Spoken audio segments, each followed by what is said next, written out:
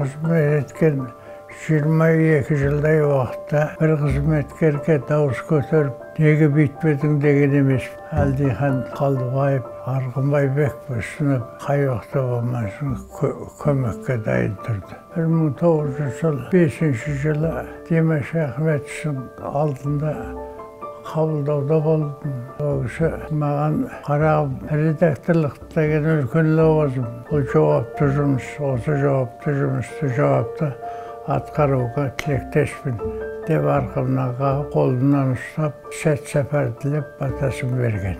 Газет сол уақытта 15 мыңнан тиражы басылым 80 мыңға дейін келді. Қағаз жетпейді, қағаз жоқ деп рұқсат етпейтін тиражын көбейтуге. Шығармашылық жағынан өзі жетіле берсін, қаламдары ұстала берсін, отбасылары аман болсын деген тілек айтамын.